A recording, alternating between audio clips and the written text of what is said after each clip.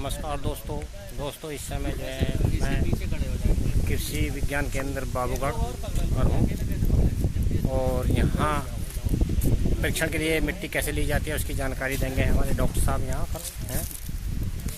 देखिए किस तरह से ली जाएगी, दिखाते हैं।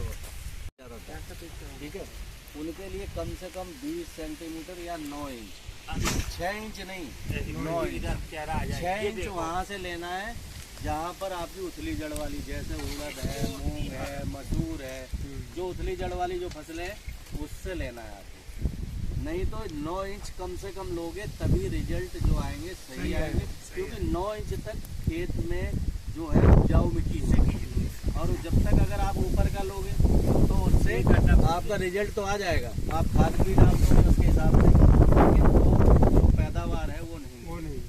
फोटो लेना पहले तो ये, अब इसका तरीका ये होता है, जैसे बी आकार का पड़ा होगा, बी आकार का गड्ढा आपको बनाना है। जैसे देखो अभी मैं बताता हूँ, आप मान लो ये बी हो गया, तो इसमें जो मिट्टी है ये वाली मिट्टी हमको यहाँ से लेनी है। ठीक है ना, इसको गोलाई में लेना है, ये मिट्टी बीच की।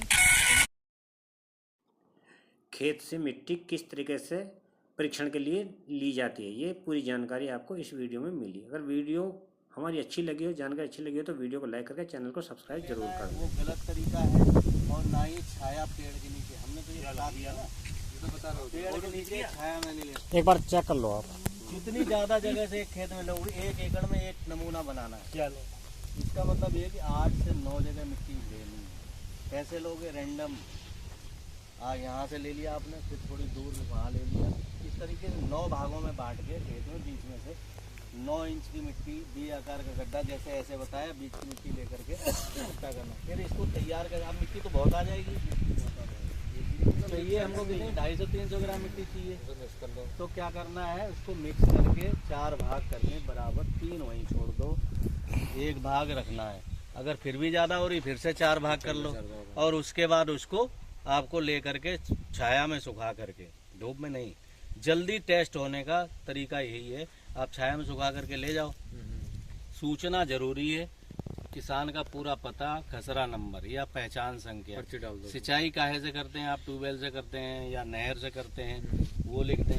तो इस और 4-5 फसलों के नाम, जो फसलें आप उस खेत में लेंगे, 2 साल में, 3 साल में, 2 साल में, 3 साल में आप लेते हो, 2 साल में, 3 साल में जो भी फसलों के नाम, टोटल में से 12.5 का भाग दे दो, 1 बीघे का आपकी खाद की मात्रा आ जाएगी, वही आपको बीघे में डाल देना, उसमें डोज डाल दो। और संतुलित का जो है, इसको ऐसे नहीं होगा। संतुलित का मतलब ये 1/3 मात्रा गैर रासायनिक, यानी कि जो हमारी जैविक खाद है, गोबर की खाद है, वर्मी कंपोस्ट है, उसके द्वारा कर, और 2/3 मात्रा ही हमें रासायनिक उर्वरकों का प्रयोग करना, ये कहलाता है संतुलित मात्रा में खाद उर्वरक का प्रयोग करना।